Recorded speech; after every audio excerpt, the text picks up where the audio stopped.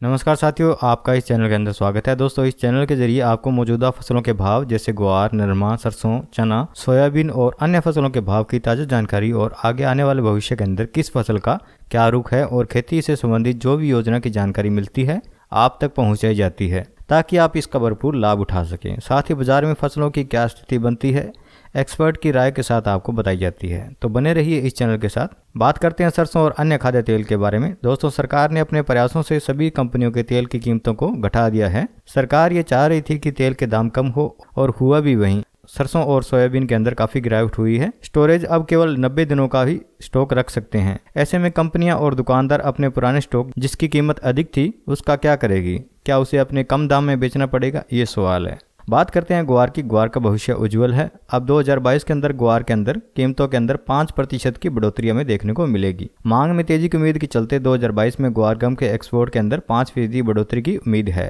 हालांकि खराब मौसम के कारण हुई फसल जो काले रंग की है वो बाजार के अंदर असर डाल सकती है और भाव कम मिल सकते हैं, लेकिन भाव अब से ज़्यादा अच्छे मिलेंगे क्योंकि अब अमेरिका जैसे देशों के अंदर छुट्टियां खत्म हो गई है और अब ग्वार एक्सपोर्ट की मांग भी बढ़ गई है और अब भारत के अंदर ग्वार की अभी निचले स्तर पर मुनाफाखोरी चल रही है। ग्वार गम की मांग फूड, ऑयल और गैस, कॉस्मेटिक, फार्मा, टेक्सटाइल आदि में मांग बढ़ गई है। अच्छे माल की कीमत भी ज़्यादा देखने को मिलेगी। आप सभी मध्यम व्यापारी व ट्रेडर्स किसानों से एक्सपर्ट्स अपील भी करते हैं कि डेली सट्टे की तेजी मंदी से दरकिनार रखते हुए इस साल डिमांड, सप्लाई, क्रॉप व फंडामेंटल को ध्यान में रखते हुए आप ग्वार में पैनिक व घबराहट बिल्कुल भी न रखें। हाजिर माल अप्रैल 2022 तक स्टॉक जरूर रखें।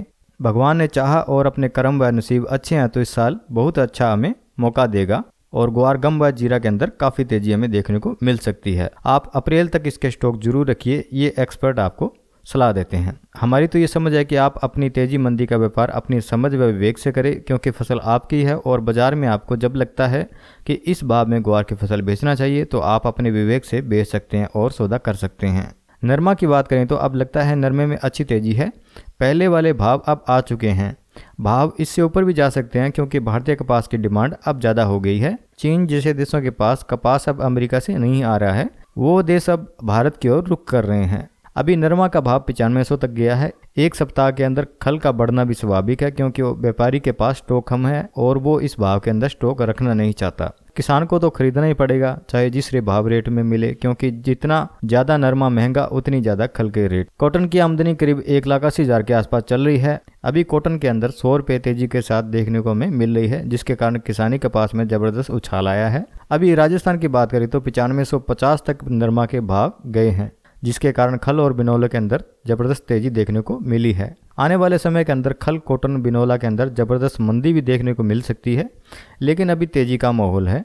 तो दोस्तों, आइए जान लेते हैं कुछ फसलों के भाव। जैसे कुछ फसलों के भाव हम जान लेते हैं कि भाव कैसे चल रहे हैं। नरमा बिक रहा है 8205 से लेकर 9330 रुपये। सरसों बिक रही है 5800 से लेकर 6625 रुपये।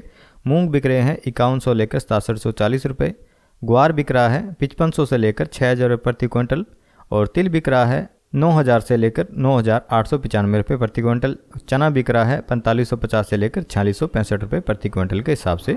तो दोस्तों, ये थी अब तक की जानकारी। जैसे ही कोई नई अपडेट आती है इस चैनल के जरिए आप तक पहुंचाई जाएगी। तो दोस्तों, इस चैनल को आप सब्सक्राइब कर लीजिए और नोटिफिकेशन के बेल आइकन को आप दबाना मत भूलिए ताकि आने वाले वीडियो की नोटिफिकेशन आपको और कोई भी नई खबर आती है तो आप तक सबसे पहले पहुँच सके। धन्यवाद।